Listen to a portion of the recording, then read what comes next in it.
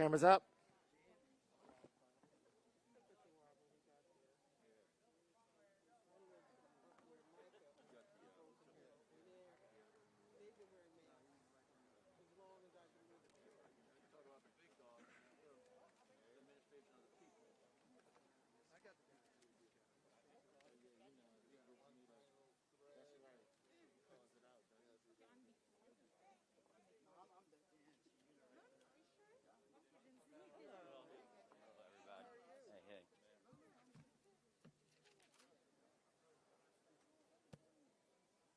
Good afternoon, everyone.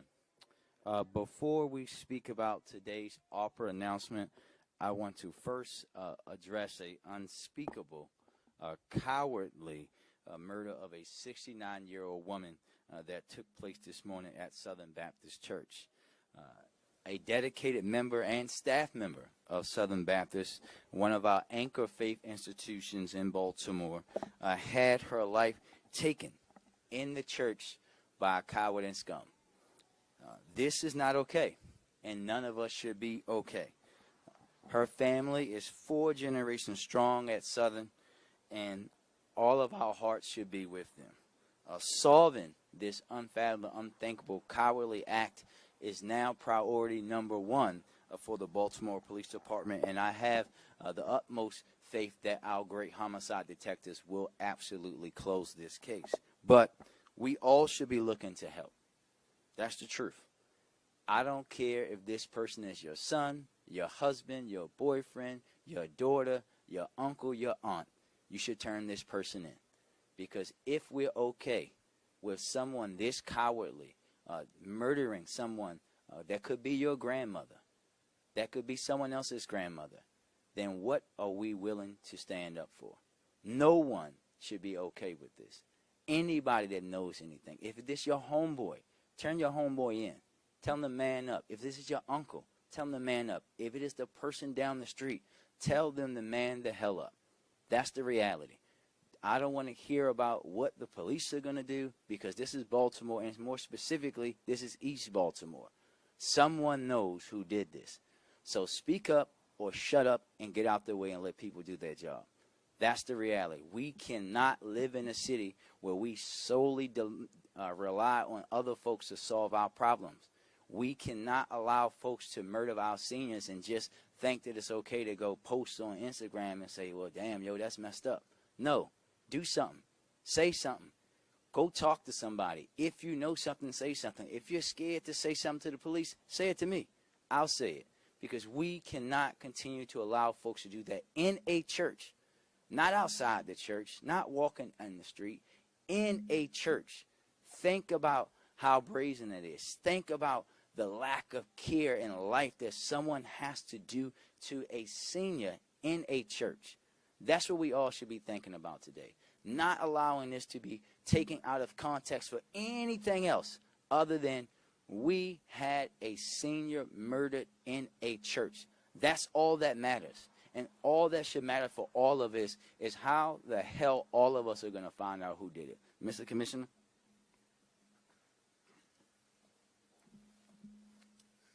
Thank you, Mr. Mayor. First of all, let me just say that on behalf of the members of the police department, our thoughts and our prayers are with the family of this victim, the pastor, and members of Southern Baptist, the pastor who is not only a friend to the Baltimore Police Department, but a personal friend to me. And so our thoughts and prayers are with the entire Southern Baptist family. Without going into too many details of this ongoing homicide investigation, what we can tell you is that our victim entered the church, unlocked the door, and entered as normal this morning somewhere around 6 o'clock to perform her normal duties and to allow contractors to enter the church, which is under a renovation project. Somewhere around 6:50, we know she was found inside of the bathroom there in her work area, dead, where she had been attacked. I am with the mayor. If somebody saw something, heard something, or knows something, please call us right away. Or you can do it anonymously by calling Crime Stoppers at 1-866-7-LOCK-UP. But we know for a fact people were around. Someone knows, heard, or saw something.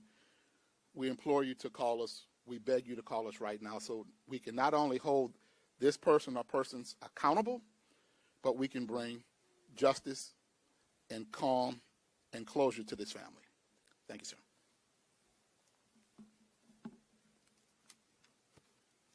Thank you, Mr. Commissioner, and good afternoon again, everyone. We are here today in the Broadway East community outside of the Yo Baltimore, that's Youth Opportunity. For those who don't know, East Side Center for my administration's next announcement related to Baltimore's American Rescue Plan Act allocation. Actually, this is where I got my computer for college, at the East Side Baltimore Yo Center as a Yo alum. I am joined today by our Chief Recovery Officer, Shamaya Kearney, our Deputy Mayor for Economic Development, Ted Carter, City Administrator Chris Shorter, Jason Perkins Cohens, the Director of the Mayor's Office of Employment Development, Colin Talbert of the Baltimore Development Corporation. I was hoping that was Colin's baby, but it's not. Paul Taylor of the Mayor's Office of Small, Minority, and Women Business Development, Damon Millar of the Family League, Donna Jusoya of Baltimore Office of Promotion and Arts, Ha-Suk Chung of the Baltimore Civic Fund, and last but not least, Al Hutchison of Visit Baltimore. Thank you all for being here. To date, as you know, the administration has announced significant investments that address what I like to call Baltimore's dual public health crises, $80 million toward our continued navigation of the COVID-19 pandemic, and $50 million toward our violence prevention efforts and the ongoing violence epidemic in Baltimore. Today, we build on that effort with a historic investment focused on putting Baltimoreans back to work and providing a lifetime to our small local businesses that have struggled to stay afloat during the pandemic. We are here today at the Eastside Yo Center at the historic Baltimore Community Action Coalition. Youth Opportunity Baltimore serves youth between the ages of 17 and 24 who may have been disconnected from school or the workforce, linking them to community-based educational, workforce preparation, and personal development services. I know our Yo members were here. Everybody wave to everybody. Our Yo members are here today. Yo's youth development model builds on the existing strengths of each young person they serve and connects them with caring adults. I know firsthand the benefit of Youth Opportunity Baltimore. I was a member of Youth Opportunity Baltimore, and as I said earlier, when I was preparing for college, it was at this center that I got my first computer and received a whole host of support that set me up for success in the future. I am thrilled to stand here today as mayor, but more importantly, as a Yo graduate, announcing an investment that will allow centers like this one to expand their reach and better serve our community. I am focused on investing Baltimore's American Rescue Plan Act dollars in an equitable, community-focused way. The investment announced today is all about how we will put Baltimoreans back to work while offering that lifeline to our most vulnerable small and local businesses. And to that note, today I'm announcing a combined $55 million towards workforce and economic recovery efforts here in Baltimore. We know that the public health emergency has disproportionately affected small businesses, local artists, families, and children, and of course the tourism and hospitality industries here in Baltimore. That's why we are using funding from ARP to provide relief to these communities and help Baltimoreans hit hardest by the COVID-19 emergency. The Mayor's Office of Employment Development will receive $30 million over 4 fiscal years to expand workforce development efforts and job placements for young people and disadvantaged job seekers. This investment also includes the creation of a $25 million Economic Recovery Fund, which will provide a lifeline to the city's small local businesses, nonprofit organizations, and artists and creators through a lens of equity. Now, today's announcement is big, so let me first start with the $30 million for our workforce development and job opportunity investment.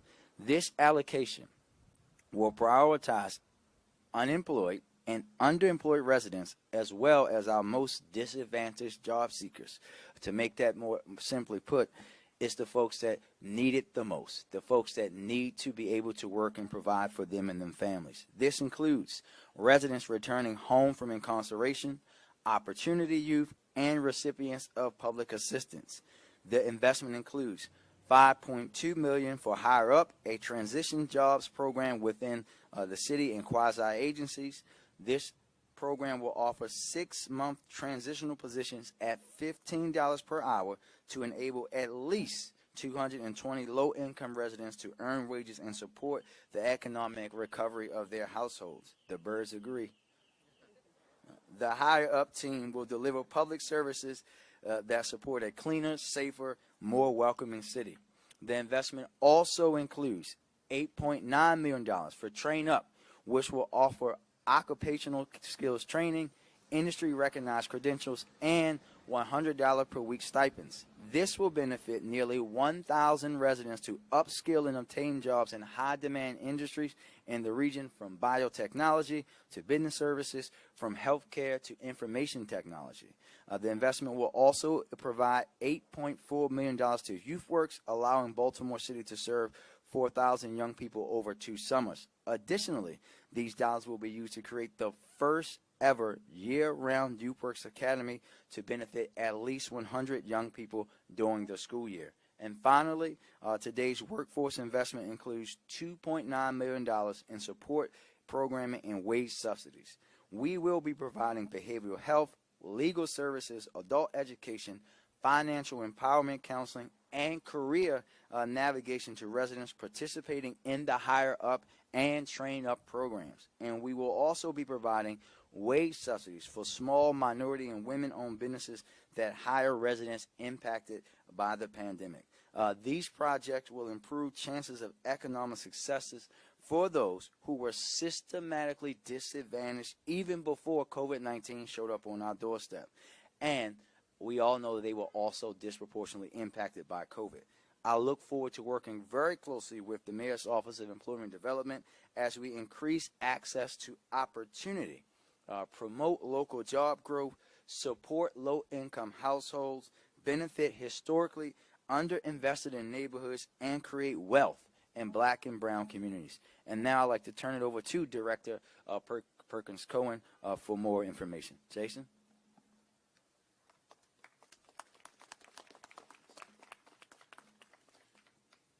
Could have stood there and listened to that all day.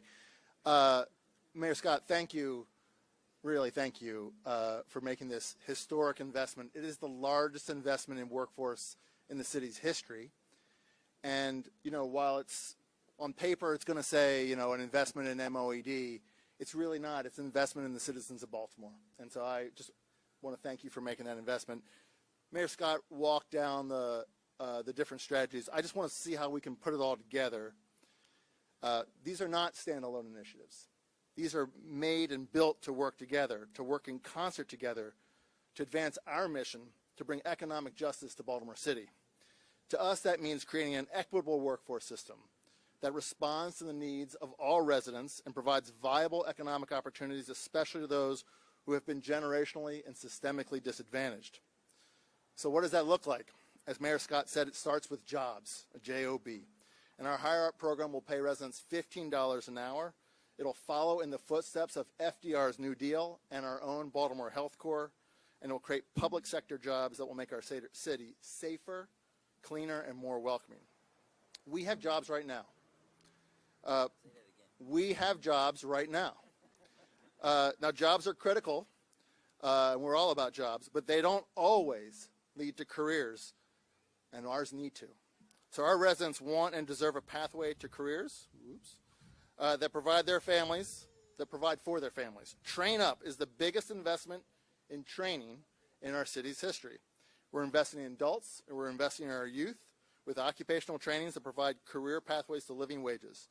And the following industries will receive training: healthcare, construction, manufacturing, IT, automotive, and hospitality, all vital industries to our city, all are growing.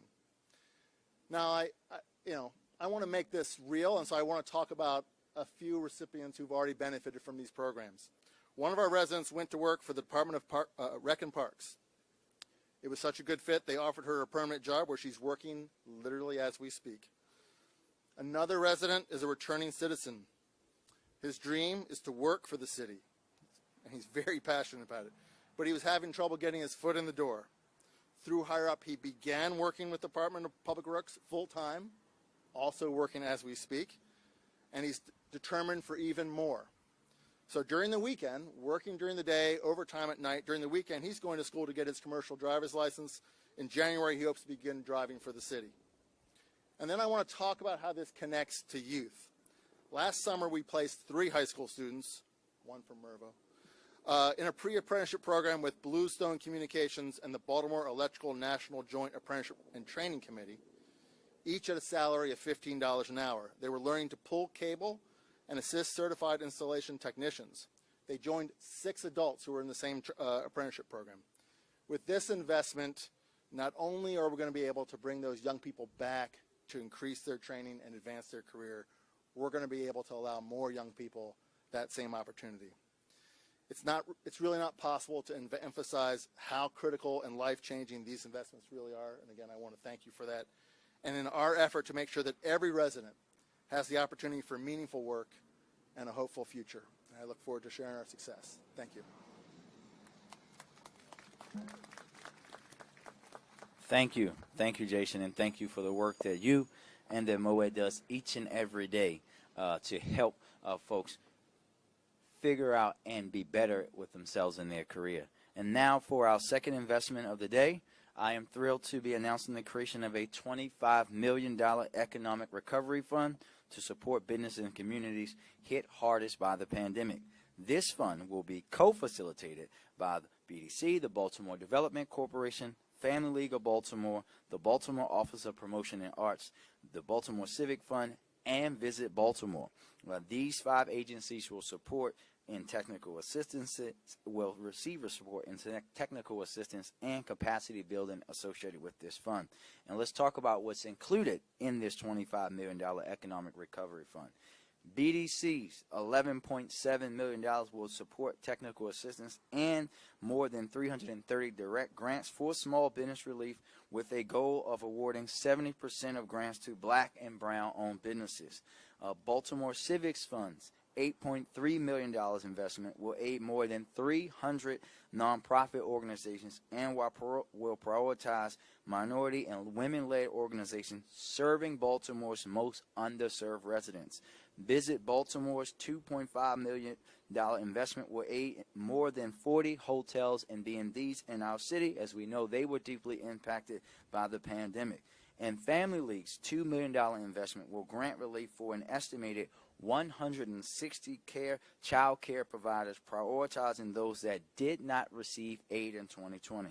And finally, BOPA's $500,000 investment will support grants to more than 100 individual local artists, prioritizing minority and women artists and supporting local artists both in direct grants and capacity building. So to talk more about what this investment means, I'd like to turn it over to Colin Tarbert, President and CEO of Baltimore Development Corporation, and Paul Taylor, Director of the Mayor's Office of Minority and Women-Owned Businesses. First, sir.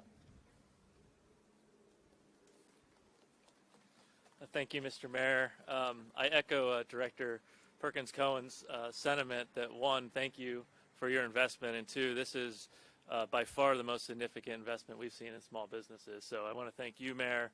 I also want to thank Deputy Mayor Carter for his support and encouragement in deploying these funds. My name is Colin Tarbert, President and CEO of the Baltimore Development Corporation. So pleased to be here. Baltimore's small business community, especially BIPOC-owned businesses, were significantly affected by COVID-19. These businesses had more challenges accessing federal and state aid during the pandemic and lacked resources to pivot their business operations to accommodate restrictions.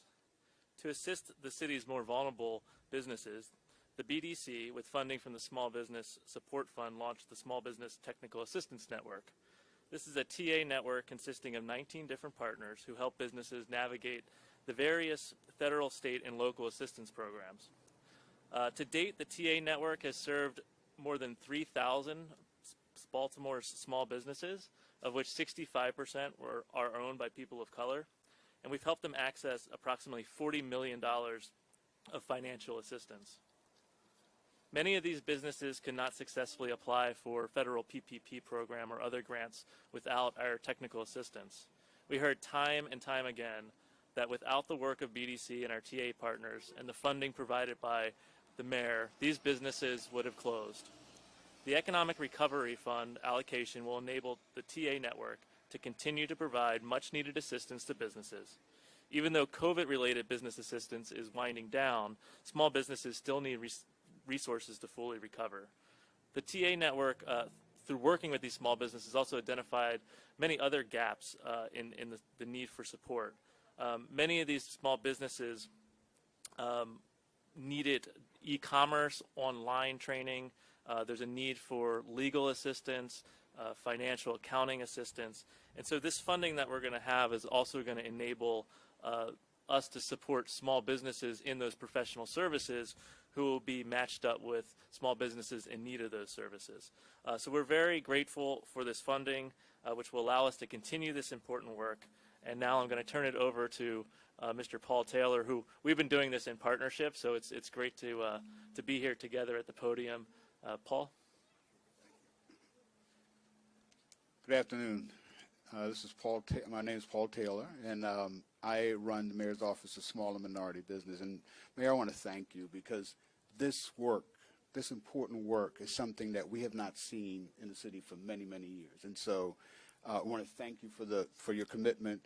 But I want to really thank you because one of the things that the mayor has made clear to all of our agencies is that equity is the center of the work that we do, and so we've been focused on that equity.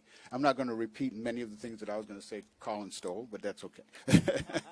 So I'm not going to repeat a lot of that, but I will say this one simple thing, and this is that in all the years that we've been doing this work, it's been very rare for all of the organizations, those 19 organizations that Colin mentioned, that come together and really understand that we can't do this alone. We have to do this together, and we cannot remain in our silos to do this work. And so the mission and the things that we're doing now is all centered around equity, is all centered around making sure that we can reach the small business community that we probably all would not have reached before. So we're doing it together, and this is why it's very, very important for the work that we're doing. So I want to thank you for allowing us to serve the citizens of Baltimore. Thank you. Thank you both. So, and now we will bring up our other partners in this order. We'll first have Damon from the Family League, followed by Donna from Bopa Hasuk, and then finally Al. Thank you. Good afternoon. Thank you, Mr. Mayor. You know I always like to invoke your mentor, Congressman Elijah Cummings, to always say, our children are the messages to the future that we will not see. And in this case, child care providers are the front line for introducing our society's most precious asset to a quality learning environment. Since March of 2020, this has all taken place while already navigating very slim and thin margins as it relates to keeping their doors of operation open. Met with increased overhead, shrinking attendance, these stewards of care have been present to address the learning loss worsened when schools were forced to close. You might ask yourself, well, what does this have to do with economic recovery? What does child care clearly have to do with that? Well, the context is Maryland Family Network reported in 2018 that a lack of reliable child care disrupts the productivity of working parents and costs business and the state's economy $2 billion a year. In 2018, look it up, the Counting Our Losses report, researchers from Johns Hopkins and Loyola University in Louisiana saw Marylanders for an inadequate child care system revealed that employee absence, turnover due to child care issues cost Maryland employers $2.4 billion, with a reduction of $1.3 billion in the statewide economic output, all resulting into a shortfall of $117 million. That's the context. The perspective is when we did this work with the city and working with city leaders and our partners through the Early Childhood Advisory Committee, we stood up a $3.7 million child care stability fund in 2020. The thing that I remember most in 2020 was being on the phone with a child care provider who was holding back tears and said, Mr. Millard, I don't know what I'm going to do. Either I'm going to stay in business, go further in debt, and maybe have to go into bankruptcy. I said, well, you know, obviously it's a very difficult decision that you have to make, but I hear the kids in the background. And she said, but the need in the community is still there. So in the meanwhile, well, who are you serving? Well, the parents are essential workers. They're registered nurses working right over at Johns Hopkins. They're lab technicians. As a matter of fact, in a lot of cases, they are clerks in grocery stores that they don't have the ability to take off. And in some cases, they work for our Department of Public Works, and are taking up and collecting our solid waste and recycling each and every single week. So, Mr. Millard, I really don't have a choice.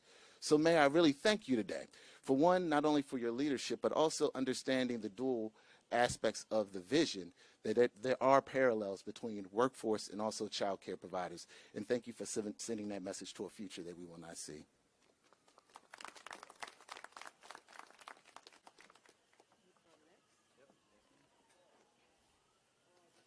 Good afternoon.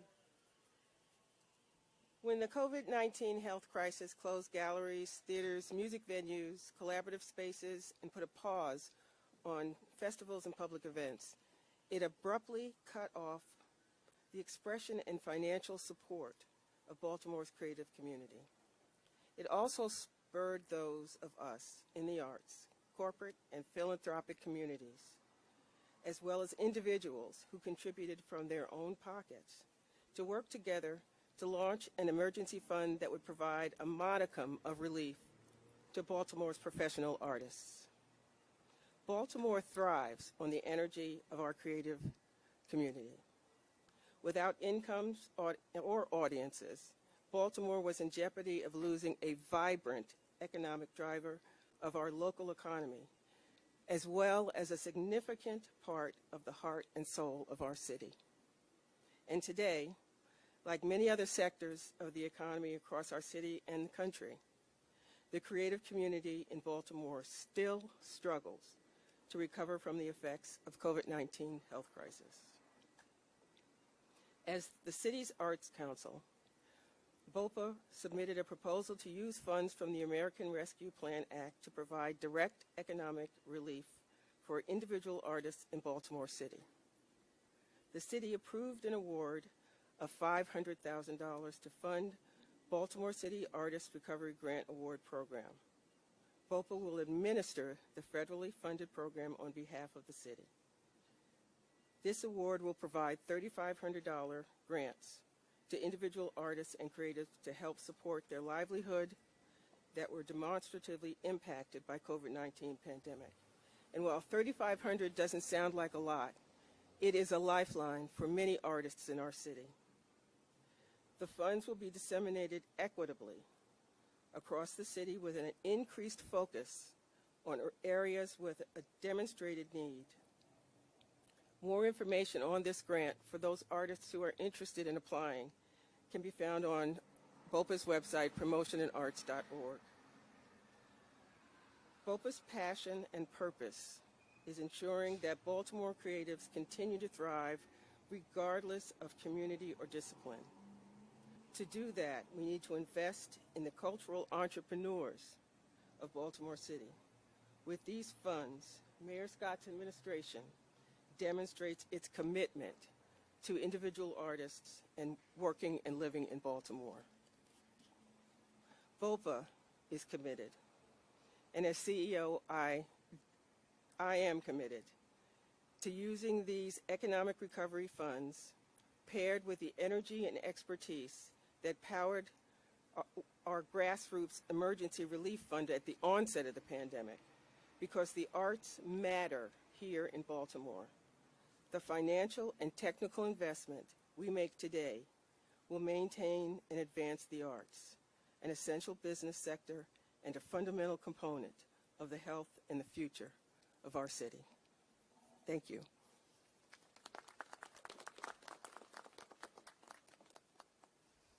I have to get this down even for me. Good afternoon. My name is Hasuk Chung. I am the president and CEO of the Baltimore Civic Fund. there's been a lot of recognition of the mayor's support, and I want to say the theme that I am most struck with is that this mayor is committing to our most precious commodity in the city, which is our human capital and our residents.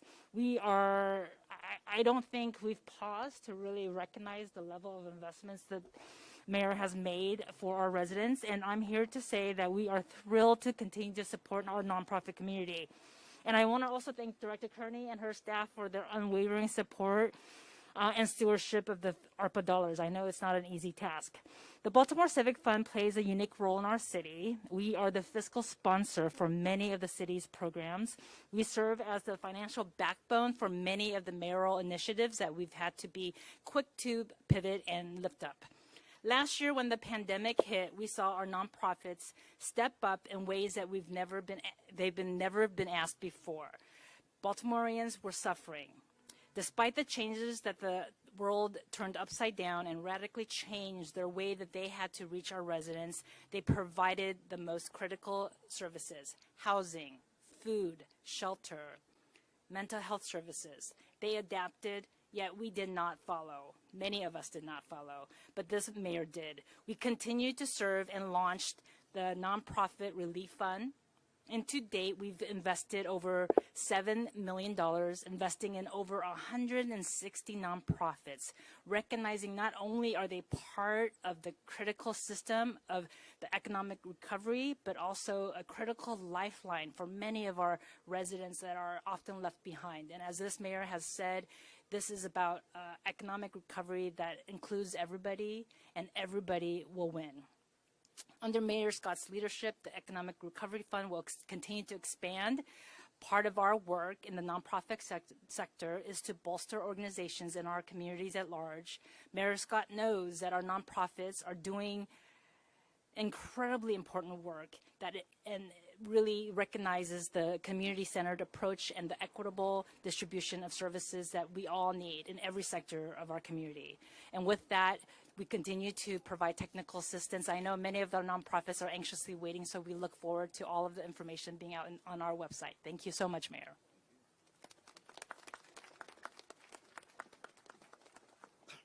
Good afternoon.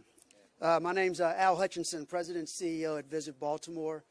And let me first start, like everyone has said, to really thank Mayor Scott and the administration for their support with this American Rescue Plan money. I want to also thank Deputy Mayor Carter for his support of Visit Baltimore. The travel and tourism industry here in Baltimore City, pre-pandemic, 27 million people visited the city. Almost $10 million went into the direct coffers of Baltimore City. Close to 86,000 people were employed in this industry. March 2020 happened. The entire world changed in travel and tourism. Here in Baltimore City, here in the United States, and around the world. Everything changed. Now is the time for us to really do the payback. You should know that the majority of the folks who work in this industry are black and brown people. It's a mom that lives right here in East Baltimore, raising her family, that works in one of these hotels in Baltimore City. It's a dad who lives in West Baltimore, trying to educate his kids, sending them to school, that works in a hotel in Baltimore City. There's a young kid who goes to college at Coppin or Morgan State that's working part-time at a hotel.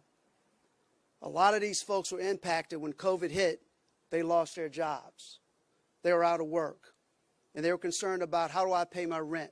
How do I pay my mortgage? How do I continue to send my kid to school? We should also know that the majority of those black and brown people that work in the hospitality industry, some are housekeepers, some are painters, some are accountants, some are general managers of hotels, some run HR departments in hotels, and some even own hotels in Baltimore City. This is a very diverse community that arguably, prior to the pandemic, was the third revenue-generating business in Baltimore City. It's an economic engine. So now with this $2.5 million investment, thanks to Mayor Scott, we're going to be able to put people back to work. This money will be used to give our hotel industry optimism, give them hope that things will begin to change for the better. It's all about the people. It's not about bricks and mortar. This money will be used in a great way to help the Residence Inn at Johns Hopkins right up the street to bring people back to work. This is a job recovery initiative that we have to really take seriously in this community. We have to reopen the travel and tourism industry in Baltimore City, not just because it drives revenue here, but the most important part is it brings people back to work. So that mom and that dad and that young student that I mentioned earlier, they begin to have hope again. They know that Baltimore City is concerned about their well-being. And what's going to happen with this $2.5 million as we reopen this economy? We're going to give people faith again that Baltimore City is one of the greatest American cities in this country. And we're going to go to work. We're going to bring people back to work. We're going to begin to make money again back in this industry. And we're going to put Baltimore City at this rightful place of being recognized truly as one of the greatest American cities in this country. Thank you very much.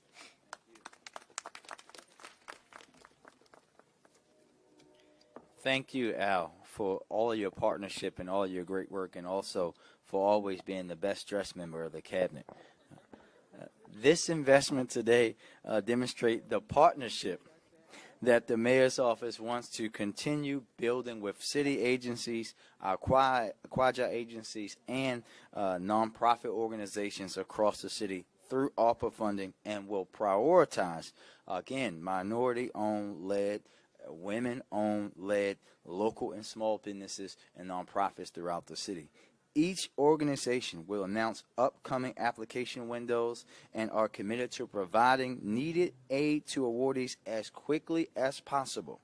In some, this package will directly benefit disadvantaged job seekers, those, of course, impacted by COVID-19, our young people through quality workforce development and job opportunities. Our Economic Recovery Fund will make much-needed capital available to Baltimore businesses, artists, creators, and caretakers through a lens of equity. As always, my administration is committed to transparency in this process and partnership.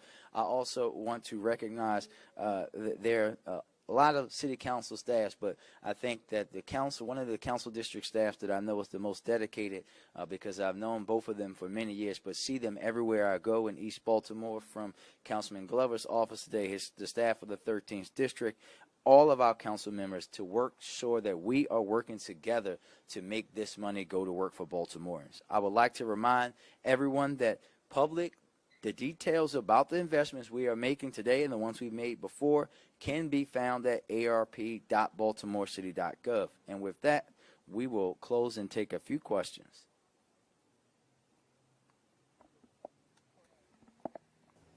I'd just like to ask, could we start with questions about this historic investment, but we're happy to be able to answer some questions about East Baltimore schools. Good afternoon, Mayor. Hey. I know that other investments talked about using some of the money to hire additional staff members for the various agencies.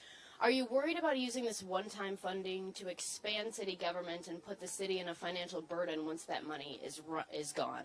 So I think what we will always say, it's about making sure that we are limiting that. I think we've been very clear about that. You hear about... Mackenzie, I think that was because your question was off topic, but... I think this is on topic, right? I'm messing with you. I'm messing with you. This time? No, I'm messing with you. No, we know, right? We're being very clear to agencies and the folks behind me and the other agency folks that we know in many cases we have to do that. When you're talking about, Mackenzie, spending this amount of money that we're going to have to spend for these agencies, you need people to actually do that, right? So it's about making sure that we are not solely using the money to go to build staff. This is not what this money is for. But we will be irresponsible if we think that we're going to add the amount of money and responsibility on our existing overworked city staff already. We have to balance it out, and we're balancing out in a way that will make it available for us to have these dollars make the impact that we want it to. What happens to those staff members that are hired using this money once that money is gone? Yeah, I think that there's a couple things, right? You think about as we're going through, as you know, we're going through looking at city government, looking at how we reorganize, how we re-strategize, how we spend our money. Those decisions are going to be impacted by that too. The amount of money we're able to save and things that we're doing as we look at our city government from top to bottom. As you and I have talked many times, we know that city government has been very outdated, right? And when we're going through that process of finding efficiencies and effectiveness that we can now correct, that's how we'll deal with that issue as we move forward. Thank you. Thank you. Anybody else? Oh, Emily? Good afternoon. Hey, ma'am. My question is about a piece of legislation introduced by Nick Mosby yesterday. He wants to use $200 million of ARPA funds to pay for a housing package, which includes a dollar house program. My question is twofold. First, what do you make of it? And second, for Director Kearney, do you think ARPA funding could be used to pay for that program? Well, Director, you don't have to answer.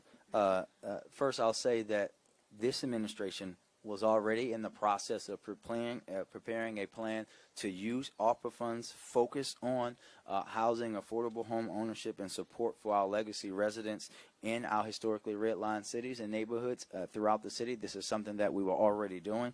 That announcement will be made early in the year and maybe even sooner. But we will, as always, carefully consider anything offered by the City Council, and we'll move forward that way appropriately. Thank you. Thank you.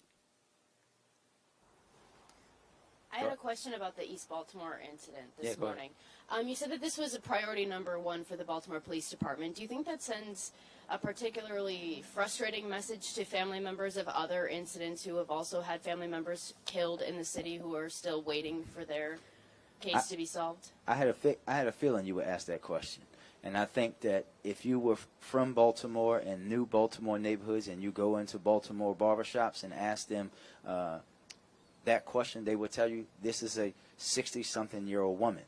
This is somebody's mother, somebody's grandmother, right? And when you know Baltimore culture, you know that there are certain things that are always going to be looked at in a very deep way. Our detectives are going to work every case. As you very well know, despite that you guys don't like reporting on that, we're clearing more cases than we have in many, many years in Baltimore City, right? But when you're talking about a senior citizen murdered in a church, I know some guys who I grew up with who are cold-heart killers. Never in their life would they go into church and murder somebody, right?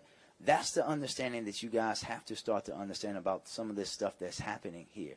And that's what I would say. We're going to close every single case that we can. Everyone is important. But we also have to draw the line in the sand when you're talking about our seniors and our young people. Thank you. Thank you all. Thanks.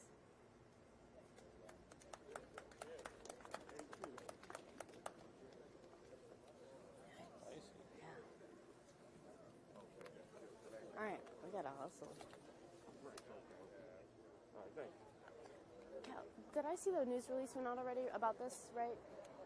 I think so. Okay, okay, cool. That was a lot of numbers. I was trying to keep up, but thanks.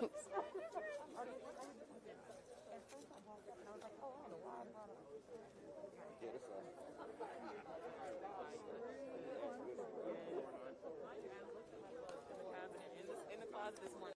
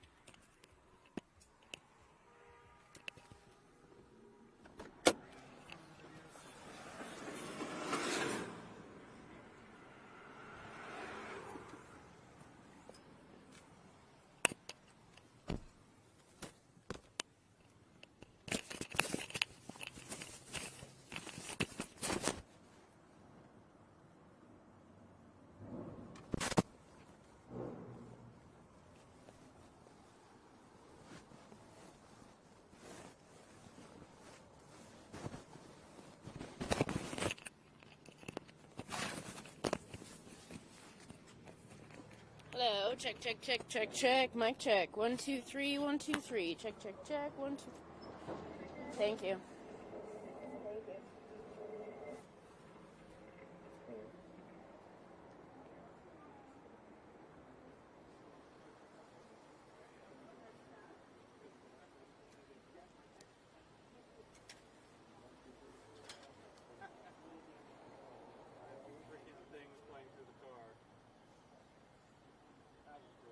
That's amazing.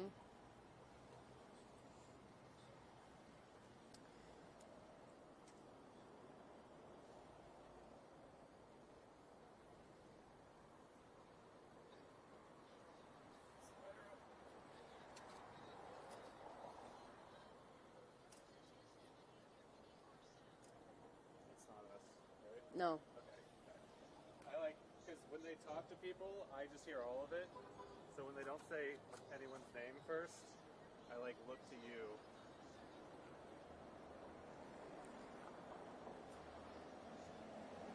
Can you hand me my hairspray in the car?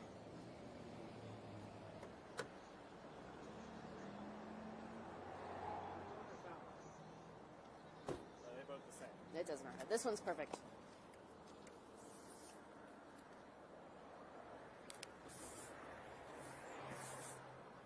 Are you listening to? No. Hi there. How are you? I like your pants.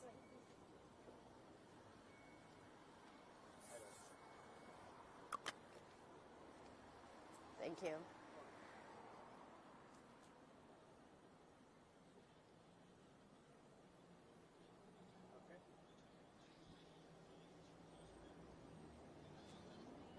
Oh, you're gonna like this shut on the. Am I? Are you lying? The only thing I get rid of is that speed limit pole, but it looks good. Cool.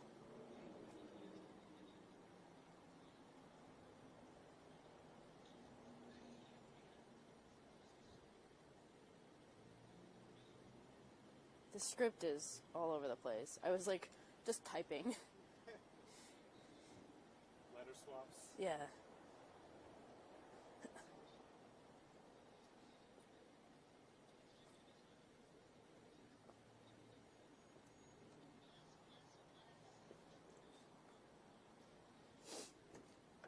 Weather control.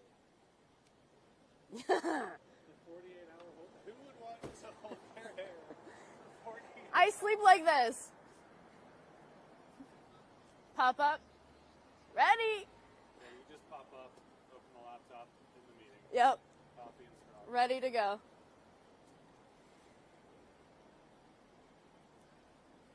Yeah, no, this is good.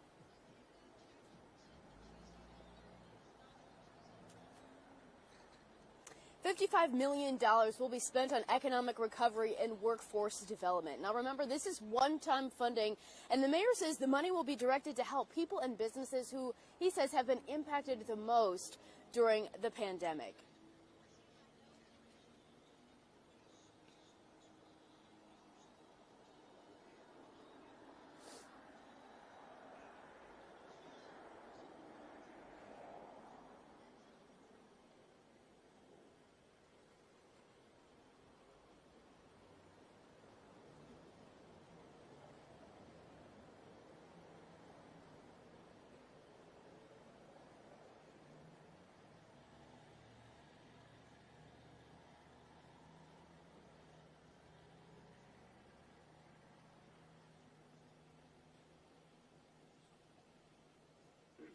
And tonight.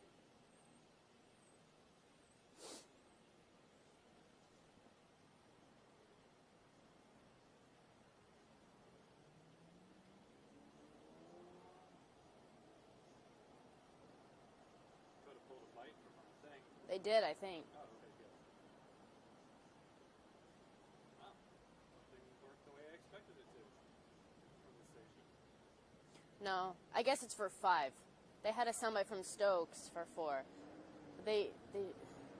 Everyone else is going to have that. Maybe.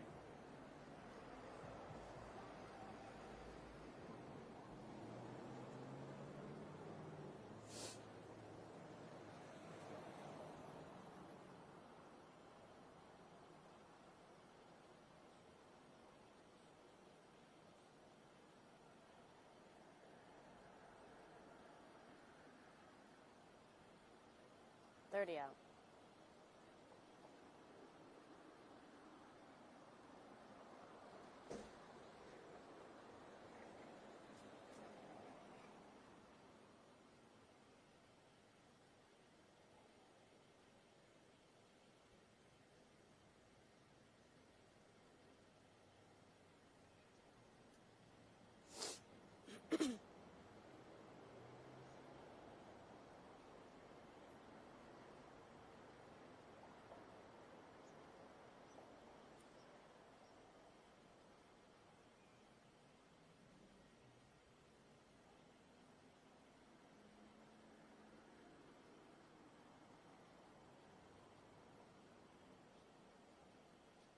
Yeah, Marion Kai, this time the mayor is announcing $55 million for workforce development and job training. The mayor says that this money will help those who have been impacted by the COVID-19 pandemic, especially when it comes to the economy the most. Now, here in East Baltimore, we're at the Yo Center. Mayor Scott talked about the importance of investing in people across the city. This money, he says, will go toward job training and give an economic boost to small businesses that have been hit particularly hard by the economic pinch of the pandemic. Let's break down where this money is going. You can see the first round, $30 million will be used to expand workforce development for youth and disadvantaged job seekers. That includes $5 million for Hire Up, nearly $9 million for Train Up. Youth Works will get $8.4 million.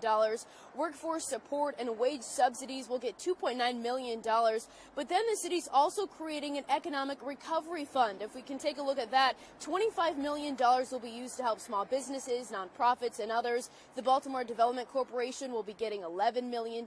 And you can see the breakdown. That also includes $2.5 million for Visit Baltimore to help bring visitors and tourists back to Charm City. Now, the mayor says this money will help the city turn the corner and emerge from the grips of the pandemic.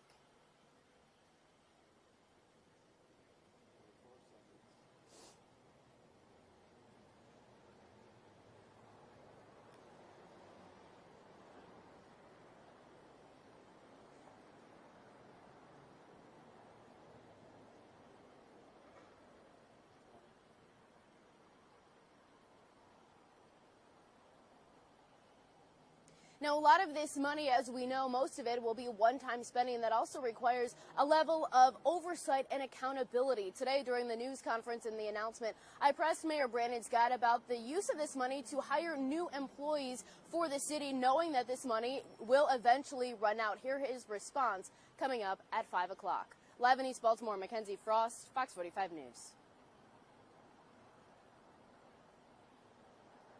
Thanks.